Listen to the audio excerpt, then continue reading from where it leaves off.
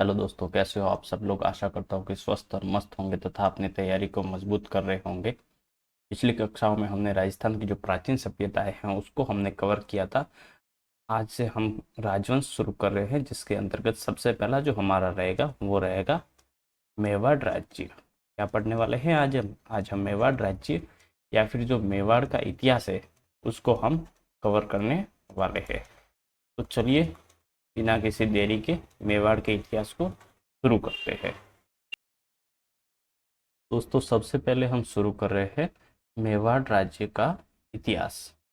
तो मेवाड़ का जो इतिहास है उसके बारे में अगर हम कुछ बातें जान ले तो हमारा मतलब जो स्टार्टिंग का काम है वो अच्छा हो जाएगा।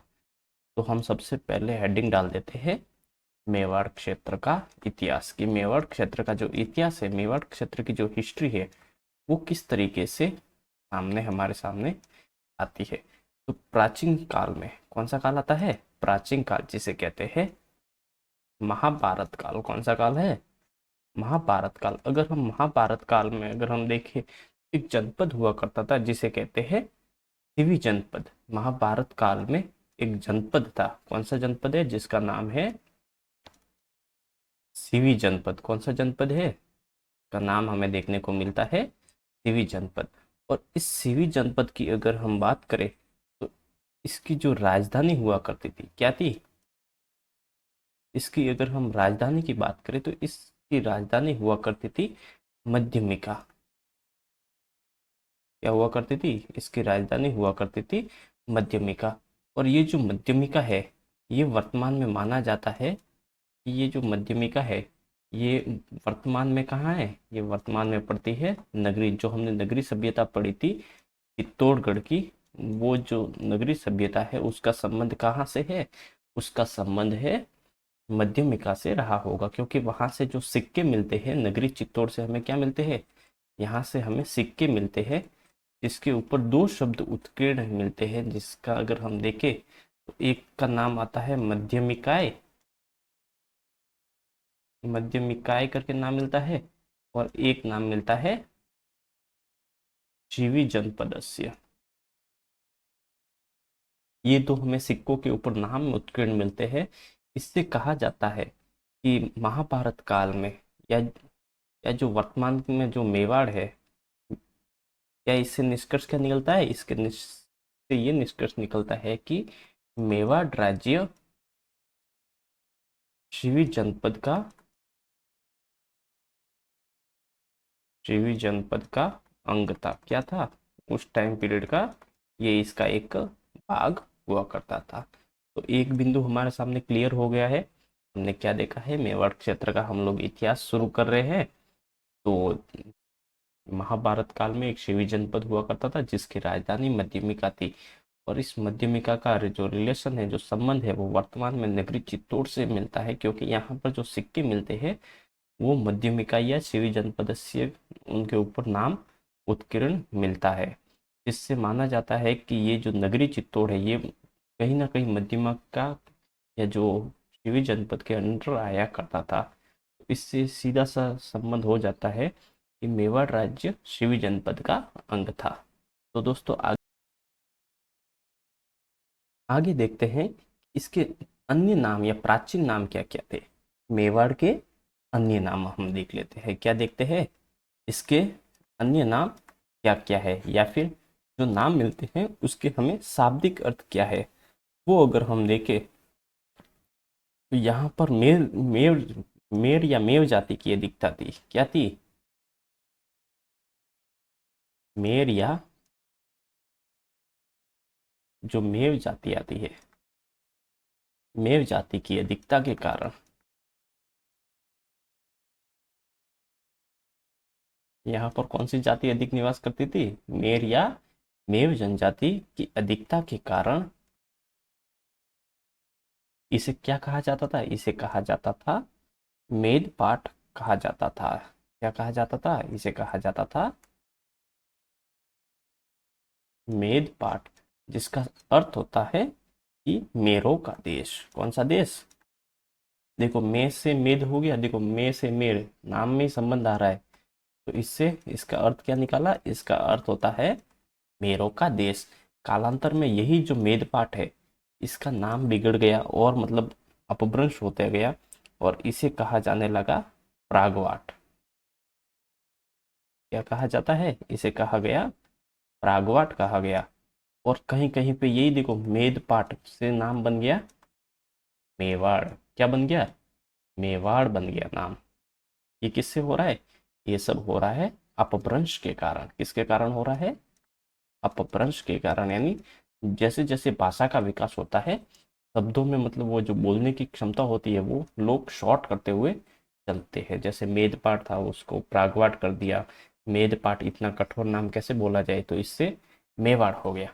तो अब हम जो मेवाड़ शब्द है उसका हम शाब्दिक अर्थ देखते हैं। तो दोस्तों अब हम मेवाड़ जो शब्द है उसके बारे में हम लोग थोड़ी सी चर्चा कर लेते हैं। तो अगर हम मेवाड़ शब्द में हमें दो शब्द मिलते हैं। कितने शब्द मिलते हैं? दो शब्द मिलते हैं। एक का नाम है मे और वाड़। दो शब्द मिले, इनको दोनों अलग अलग किया तो एक नाम मिलता है मे और दूसरा नाम मिलता है वाड़। मे से माना जाता है कि ये जो शब्द है वो मेर या मेव से रिलेटेड है। मेव जो मेर या मेव जाति है उससे संबंधित है ये मे। और जो वाड़ है, वाड़ का अर्थ होता है, वाड़ का क्या अर्थ होता है? वाड़ का अर्थ होता है रक्षित प्रदेश। क्या अर्थ होता है?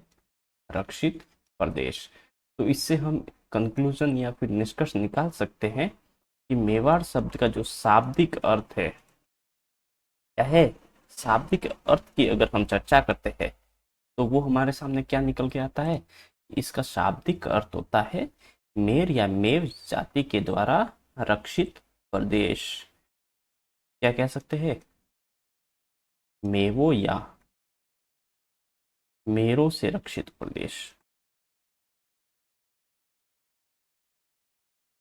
तो आशा करता हूँ ये बिंदु भी आप समझ गए होंगे।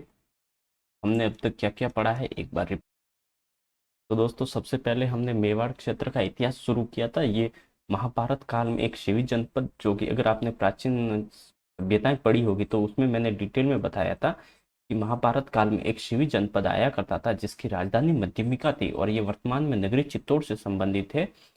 इसके हमें सिक्के, यहाँ से नगरी से हमें सिक्के मिलते हैं जिसके ऊपर मध्यमिका या मध्यमिकाय भी लिखा मिलता है और शिवी जनपदस्य करके उत्कीर्ण शब्द उत्कीर्ण मिलता है, जिससे माना जाता है कि मेवाड़ राज्य जो प्राचीन शिवी जनपद था, ये शिवी जनपद पहले उत्तर भारत में था लेकिन जब सिकंदर का आक्रमण होता है तो ये राजस्थान के दक्षिण भाग में आ जाता है। तो ये इसका अंग था। फिर हमने इसके शब्द को लेकर चर्चा की।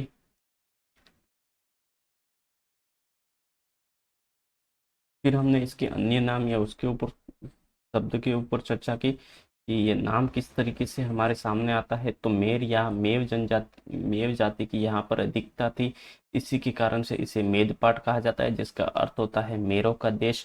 यही कालांतर में अपभ्रंश यानी सरल बोलने के लिए मेवाड़ या प्रागवाट के नाम से जाना जाने लगा। अगर हम मेवाड़ शब्द को देखें तो जिसमें मे और वाड़ दो शब्द हमें मिलते हैं। मे का अर्थ होता है मेर या मेर जाति से संबंधित है और वाड़ का अर्थ होता है रक्षित प्रदेश। तो इस तरीके से मेवाड़ का जो शाब्दिक अर्थ हमारे सामने आता है वो आता है मेवो या मेरों से रक्षित प्रदेश। अब हम देखते हैं कि वर्तमान मेवाड़ कहाँ कहाँ मतलब किस तरीके से फैला हुआ है। तो वर्तमान अगर हम मेवाड़ की बात करते हैं तो मान लेते हैं कि हमारे पास ये क्या है? ये एक कच्चा राजस्थान का मैप है। क्या है? ये हमारे पास कच्चा राजस्थान का मैप है। अगर हम देखेंगे तो इसमें क्या क्या शामिल है। तो यहाँ पे एक उदयपुर पड़ता है। कौन सी रियासत आती है? उदयपुर, जो कि उस समय मेवाड़ में शामिल था। उदयपुर की बात करते हैं। उदयपुर के बाद यहाँ पर भीलवाड़ा, कौन सी रियासत आती है? भीलवाड़ा, ये भी इसी में शामिल हुआ करता था। भीलवाड़ा के पास में जो राजसमंद पड़ता है वो भी उदयपुर में शामिल हुआ करता था। और वहीं अगर हम देखें तो यहाँ पर भीलवाड़ा के नीचे एक जगह पड़ती है जिसे कहते हैं चित्तौड़, कौन सा गढ़ है? चित्तौड़गढ़। ये जो चित्तौड़गढ़ है ये भी इसी का भाग हुआ करता था। वैसे अगर हम देखेंगे तो नया जिला जो बना है प्रतापगढ़, वो यहाँ से चित्तौड़ से कुछ तहसीलें ली गई है और उदयपुर से कुछ तहसीलें ली गई है। तो मान सकते हैं कि जो प्रतापगढ़ का भाग आता है, प्रतापगढ़ भी, प्रतापगढ़ का जो थोड़ा सा भाग जो कि उदयपुर तहसीलें हैं और जो चित्तौड़ की तहसीलें इसमें मिलाई गई थी, तो ये जो प्रतापगढ़ है ये भी प्राचीन मेवाड़ का ही इतिहास या प्राचीन मेवाड़ में ही शामिल माना जा सकता है। तो वर्तमान मेवाड़ में कौन कौन शामिल है, तो एक बार नाम लिख देते हैं। मेवाड़ की बात करें और उदयपुर ना आए ऐसा तो हो ही नहीं सकता। दूसरे नंबर पर अगर हम बात करते हैं तो उदयपुर के पास पड़ता है राजसमंद जिला, तो वो भी इसके अंदर शामिल होगा। राजसमंद के पास पड़ता है चित्तौड़गढ़, चित्तौड़गढ़ ये भी इसमें शामिल होगा। चित्तौड़ के ऊपर पड़ता है भीलवाड़ा। हमने जो देखा था बिजोलिया किसान आंदोलन, तो वहां पर हमने मेवाड़ के महाराणा फतेह सिंह जी की बात की थी। आपको ध्यान में रहेगा, याद रहेगा अगर आपने पिछली कक्षाएं देखी है तो, और उनको ध्यान से याद वगैरह किया है या नोट्स बनाए हैं तो वो जो भीलवाड़ा है वो भी मेवाड़ राज्य के अंतर्गत आता था। और जो चित्तौड़ से और जो उदयपुर से तहसीलें निकालकर जो एक नया जिला बनाया गया था 2008 के आसपास, वो जो प्रतापगढ़ है वो भी इसी में शामिल होगा। तो वर्तमान मेवाड़ में कौन कौन से जिले शामिल होंगे? उदयपुर, राजसमंद, चित्तौड़, भीलवाड़ा और अब हम देखते हैं कि मेवाड़ में जो राजवंश है वो कौन सा राजवंश आता है। मेवाड़ राज्य के बारे में हम लोग थोड़ी सी और जानकारी हासिल करने का प्रयास करते हैं। तो मेवाड़ राज्य की अगर हम बात करें या मेवाड़ रियासत की बात करें तो कहा जाता है कि ये राजस्थान की सबसे प्राचीन रियासत है। इसके बारे में क्या बिंदु मिलता है? ये मिलता है कि राजस्थान की सबसे अगर कोई प्राचीन रियासत है तो वो कौन सी है? वो है मेवाड़ रियासत। कौन सी रियासत हो जाएगी? मेवाड़ रियासत राजस्थान की सबसे प्राचीन रियासत मानी जाती है।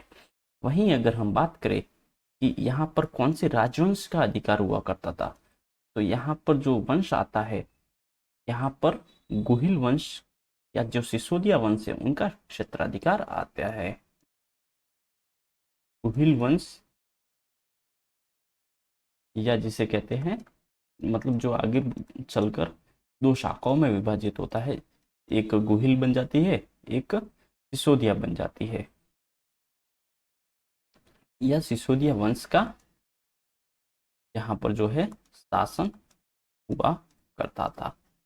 तो वहीं अगर हम गुहिल वंश या जो सिसोदिया वंश है इसकी अगर हम बात करें तो माना जाता है कि ये संसार का सबसे प्राचीन राजवंश है। क्या है? सबसे प्राचीन राजवंश कौन सा आता है? वो भी गुहिल या सिसोदिया राजवंश ही आता है। तो हमने अब तक क्या क्या देखा है? हमने देखा है कि मेवाड़ राज्य राजस्थान की सबसे प्राचीन रियासत में शामिल है या सबसे प्राचीन रियासत है। यहाँ पर गुहिल वंश या सिसोदिया वंश का शासन हुआ करता था। और अगर हम देखते हैं कि ये जो राजवंश है ये सबसे प्राचीन राजवंश है, इसके बारे में अगर हम कुछ इस राजवंश से कुछ इंपॉर्टेंट क्वेश्चन बनते हैं उनको अगर हम कवर करें, एक क्वेश्चन बनता है इस राजवंश की कुल देवी कौन है? गुहिल वंश की या जो सिसोदिया वंश है, मेवाड़ के वंश है, उनकी कुल देवी कौन है? तो कुल देवी का नाम हमें देखने को मिलता है बाण माता। क्या नाम मिलता है? बाण माता। ये जो बाण माता है वो इस राजवंश की कुल देवी। हाँ जी दोस्तों, तो अब हम लोग चर्चा करते हैं मेवाड़ राज्य का जो झंडा है उसके ऊपर। अब हम लोग डिटेल में बात करते हैं। हम लोग क्या पढ़ेंगे अभी? अब हम पढ़ रहे हैं मेवाड़ राज्य का जो झंडा है वो किस प्रकार से था। तो अगर हम मेवाड़ राज्य के झंडे को अगर हम देखें तो वो इस तरीके से बना हुआ हमें मिलता है। कैसे मिलता है? मान लेते हैं ये हमारे पास एक झंडा है जिसके ऊपर सबसे पहले यहाँ पर हमें जो चित्तौड़ दुर्ग है उसकी छवि हमें देखने को मिलती है। क्या मिलती है? चित्तौड़ दुर्ग की छवि देखने को मिलती है। तो माना जा सकता है कि उनकी जो राजधानी है वो क्या रही होगी, वो रही होगी चित्तौड़ दुर्ग। और इसके ऊपर यहाँ पर हमें एक सूर्य की प्रतिमा दिखाई देती है। क्या दिखती है, सूर्य। तो कहा जाता है कि ये जो मेवाड़ के जो शासक है वो सूर्यवंशी थे। क्या थे, सूर्यवंशी थे। वहीं इस तरफ एक हमें जो पुरुष है क्या दिखता है, एक व्यक्ति की छवि है जो हाथ में क्या है, एक हाथ में तो बंदा तलवार लेके खड़ा है। क्या लेके खड़ा है, एक हाथ में तो बंदा तलवार लेके खड़ा है। तो माना जा सकता है या कहते हैं कि ये जो पुरुष है वो किसका प्रतीक है, वो प्रतीक है क्षत्रिय योद्धा का प्रतीक है। क्या है, क्षत्रिय जो योद्धा है उसका प्रतीक माना जाता है। वहीं अगर हम देखें तो इस तरफ हमें एक पुरुष दिखाई देता है। पुरुष की आकृति हमें देखने को मिलती है। इसके एक हाथ में तो है, क्या है, एक हाथ में तो है धनुष है। क्या है, एक हाथ में तो धनुष है और दूसरे हाथ में उसके तीर है। क्या है, दूसरे हाथ में उसके हाथ में है तीर। तो ये किसका प्रतीक माना जाता है, तो इसकी, इस पुरुष की अगर हम बात करें तो ये प्रतीक माने जाते हैं जो भील सेनापति पुंजा थे उनका ये प्रतीक माने जाते हैं। किसके प्रतीक है, भील सेनापति, जो कि महाराणा प्रताप के समय जो भील सेनापति हुआ करते थे पुंजा, उनके प्रतीक माने जाते हैं। वहीं अगर हम देखें तो ये जो झंडा है इसके नीचे एक पंक्ति भी हमें देखने को मिलती है। अगर मैं उस पंक्ति को लिखूं यहाँ पर, तो जो दृढ़ राखे धर्म को तीही राखे करतार, क्या लिखा मिलता है, जो दृढ़ राखे, यानी जो दृढ़ रहे अपने धर्म के ऊपर, जो दृढ़ राखे धर्म को तीही राखे करतार, तीही राखे करतार, क्या लिखा मिलता है, तीही राखे करतार, जो दृढ़ राखे धर्म को तीही राखे करतार।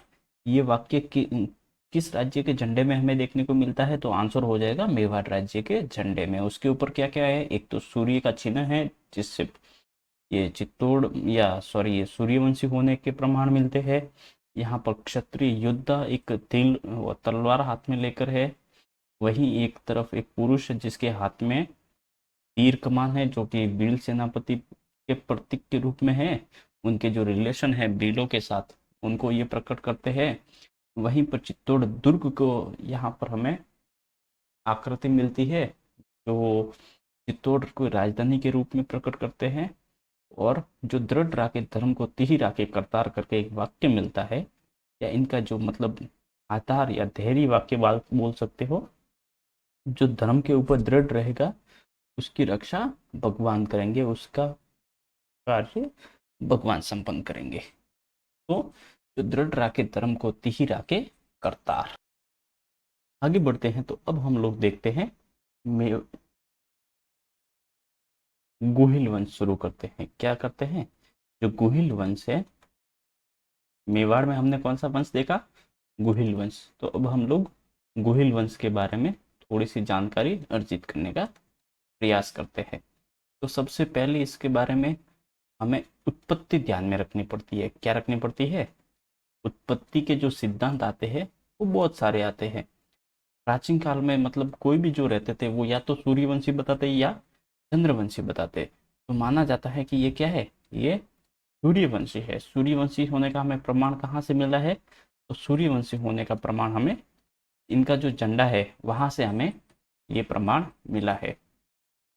और हमें यहाँ से इसके बारे में मतलब उत्पत्ति से संबंधित दो बातें ध्यान में रखना बहुत जरूरी है। एक स्टेटमेंट आता है, इसका नाम मिलता है मोहन अबुल फजल का। किसका नाम मिलता है, अबुल फजल का। देखो अबुल फजल वैसे तो ये बार का आदमी है और ये अकबर के टाइम पीरियड में रहता है। तो अबुल फजल क्या कहता है, अबुल फजल कहता है कि मेवाड़ का जो गोहिल वंश है वो ईरान के शासक नौशे का जो आदिल की संतान है। क्या कहता है, ये कहता है कि मेवाड़ का जो गुहिल वंश है, क्या कहता है, ये कहता है कि मेवाड़ का गुहिल वंश, मेवाड़ का गुहिल वंश ईरान के शासक, ईरान के शासक जिसका नाम आता है नौशेखा या नौशका या नौशेखा मिलता है, नौशखा आदिल की संतान है, आदिल की संतान है। ये कथन किसका है, ये कथन हमें देखने को मिलता है अबुल फजल का। देखो अबुल फजल क्या कहता है गुहिल वंश की उत्पत्ति के बारे में, गुहिल वंश के बारे में ये कहता है जो मेवाड़ का जो गुहिल वंश है वो ईरान के शासक नौशखा आदिल की संतान है। किसकी संतान है, नौशखा आदिल की संतान है। वहीं एक और हमें नाम ध्यान में रखना है, जो कि नाम हमें देखने को मिलता है कर्नल जेम्स टोड। क्या नाम मिलता है, Colonel James Tod. Colonel James Tod की जो स्टेटमेंट है वो मैं आपको एक रफ पेज पे ब्लैंक स्लाइड पे समझाने का प्रयास करता हूँ। कर्नल जेम्स टोड क्या कहते हैं, कर्नल जेम्स टोड कहते हैं कि गुजरात, जो गुजरात जगह पड़ती है वहाँ पर एक जगह पड़ती है वल्लभी। क्या जगह पड़ती है, वल्लभी नगर करके एक जगह पड़ती है। वहाँ पर इसका जो शासक था उसका नाम हमें देखने को मिलता है शीलादित्य।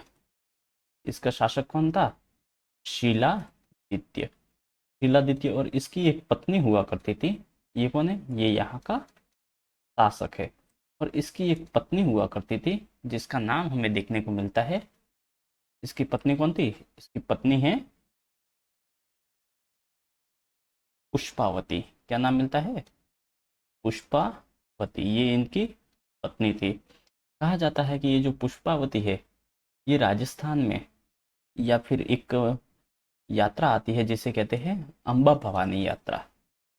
ये अम्बा भवानी की यात्रा करने के लिए निकलती है और वहीं पे इनकी मतलब ये जो है एक मतलब क्या बोलेंगे, ये यहाँ पर यात्रा के लिए आती है। वहीं पीछे से जो शिलादित्य है इसके ऊपर एक शासक के द्वारा आक्रमण किया जाता है, जिसमें शिलादित्य की क्या हो जाती है, हार हो जाती है और इसकी मृत्यु हो जाती है।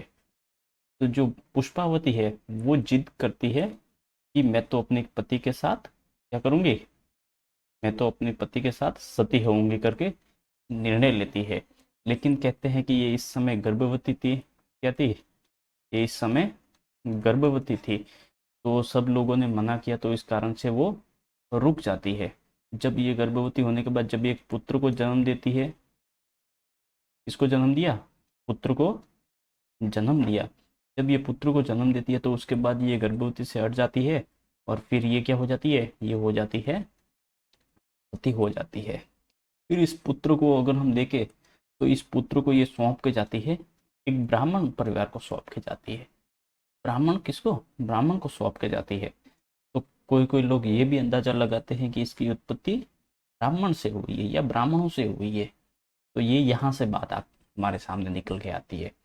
तो इसकी उत्पत्ति एक जो इसके पुत्र को है एक ब्राह्मण को गोद दे देते हैं जिसका नाम मिलता है कमलावती। क्या नाम मिलता है, कमलावती। इसको ये क्या देते हैं, इसको ये मतलब एक तरीके से सौंप के वो सती हो जाती है पुष्पावती।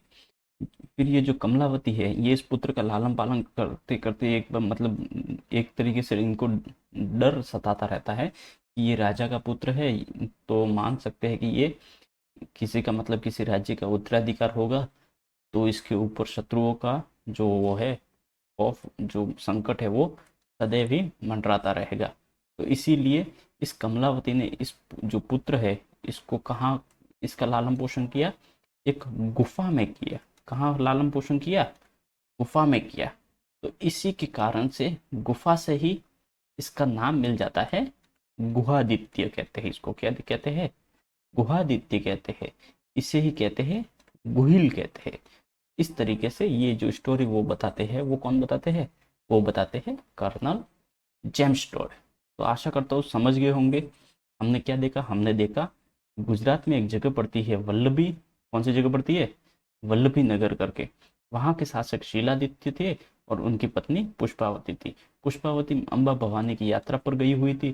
पीछे से उन शीलादित्य के ऊपर आक्रमण हो जाता है जिसमें उनकी हार होती है और मृत्यु हो जाती है। ये समाचार पुष्पावती के पास पहुंचते तो वो सती होने के लिए रवाना होती है। तो सब लोग मना कर देते हैं क्योंकि वो एक गर्भवती थी। फिर वो एक पुत्र को जन्म देती है और उसके बाद उस पुत्र को एक ब्राह्मण महिला जिसे कहते हैं कमलावती उसको उनको सौंप कर ये सती हो जाती है। फिर कमलावती डर के मारे इसका जो लालन पोषण है वो एक गुफा में करती है जिसके कारण से इसका नाम गुहादित्य या गुहिल हो जाता है। इस तरीके से ये जो स्टोरी वो बताते हैं जेम्स टोड। कौन बताते हैं? Colonel James Tod. मजा आ रहा है देखो तो क्लास को लाइक और शेयर कर दीजिएगा, सब्सक्राइब करना ना भूले। ठीक है, चलिए दोस्तों हम लोग लिख लेते हैं कर्नल जेम्स टोड का क्या कथन आता है। तो कर्नल जेम्स टोड भाई साहब क्या कहते हैं? ये कहते हैं कि मेवाड़ का गोहिल वंश, ये क्या कहते हैं? ये कहते हैं कि मेवाड़ का जो गोहिल वंश है,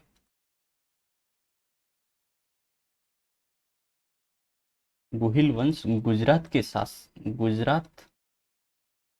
के वल्लभी नगर, गुजरात के, और ये क्या लिख रहा है आज, गुजरात के शासक वल्लभी नगर, कौन सा नगर है? वल्लभी नगर के शासक जो शीलादित्य हुए हैं, शीलादित्य के वंशज है। क्या है? शीलादित्य के वंशज है। ये बात कौन रखते हैं? ये रखते हैं कर्नल जेम्स टोड। तो किस तरीके से वो मैंने पूरी आपको स्टोरी बता दी है। तो चलिए एक बार रिपीट कर देते हैं। गोहिल वंश की अगर हम उत्पत्ति की बात करते हैं तो अबुल फजल क्या कहते हैं? मेवाड़ का जो गोहिल वंश है वो ईरान के शासक नौशका आदिल की संतान है। वहीं कर्नल जेम्स टोड की बात करते हैं तो वो कहते हैं कि मेवाड़ का जो गोहिल वंश है वो गुजरात के वल्लभी नगर के जो शासक है शीलादित्य उनके वंशज है या उनकी संतानें हैं। इस तरीके से हमारे जो उत्पत्ति से संबंधित जो है शुरू होते पूरे होते हैं। तो मिलते हैं अगली क्लास में, तब तक के लिए स्वस्थ रहिए, मस्त रहिए, धन्यवाद।